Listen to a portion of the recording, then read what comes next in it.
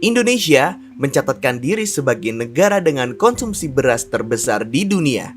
Tercatat masyarakat Indonesia mengkonsumsi sekitar 114 kg per kapita per tahun. Artinya, masyarakat Indonesia menjadikan nasi sebagai makanan pokok yang dikonsumsi untuk asupan karbohidrat sehari-hari. Lalu muncullah istilah, pokoknya belum disebut makan kalau belum makan nasi. Padahal sejarah mencatat kalau nasi bukanlah makanan pokok asli Indonesia. Lalu kenapa bisa lalu muncul istilah belum makan kalau belum makan nasi? Inilah awal mula nasi menjadi makanan pokok masyarakat Indonesia.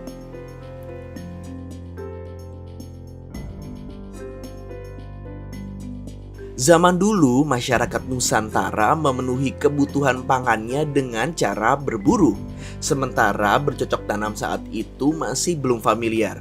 Kemudian bangsa Austronesia bermigrasi ke wilayah Nusantara. Barulah masyarakat mulai mengenal teknologi pertanian dan keterampilan bercocok tanam. Dari relief di Candi Borobudur tentang palma kehidupan, yakni nyiur, lontar, aren, dan sagu, terpahatlah dengan jelas di Candi Borobudur, sagu merupakan makanan asli Indonesia. Fakta sejarah itu tak lepas dari cadangan pohon sagu alami yang bisa menjadi sumber karbohidrat alternatif pengganti beras. Indonesia memiliki 1,4 juta hektar lahan sagu yang tersebar di hutan tropis Sumatera, Kalimantan, Maluku hingga Papua. Namun Papua dan Papua Barat menyimpan cadangan 1,2 juta hektar. Beras kemudian menjadi komoditi atau hasil tani utama pada masa kerajaan Majapahit. Hal ini bisa dilihat dari ukiran-ukiran tanaman padi di kaki Candi Borobudur pada relief Karmawi Bangga. Namun, ada juga yang mengatakan bahwa masyarakat Indonesia sendiri baru menjadikan nasi sebagai makanan pokok pada zaman kemerdekaan. Saat itu pemerintah menitikberatkan pembangunan di bidang pertanian sesuai dengan tujuan mengenjot pembangunan ekonomi melalui pembaruan bidang pertanian. Karena sebagian besar penduduk hidup dari hasil pertanian.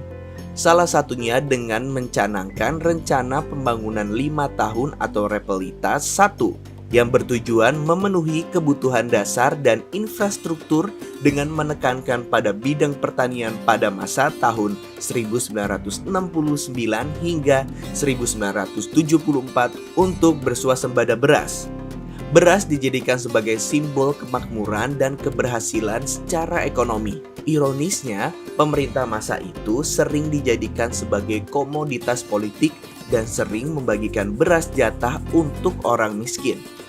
Pada masa Orde Baru, sektor pertanian sangat diperhatikan karena pada saat itu pemerintah menganggap bahwa sektor pertanian adalah sektor yang amat penting dalam kemajuan pembangunan Indonesia. Pada tahun 1986, Indonesia pernah berhasil mencapai swasembada beras hingga Presiden Soeharto mendapat penghargaan dari Badan Pangan Dunia (FAO).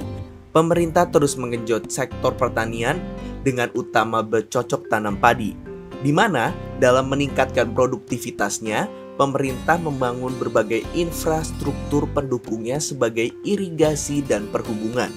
Strategi pemerintah dengan mendahulukan pembangunan pertanian berhasil mengantarkan bangsa Indonesia bersuasembada beras.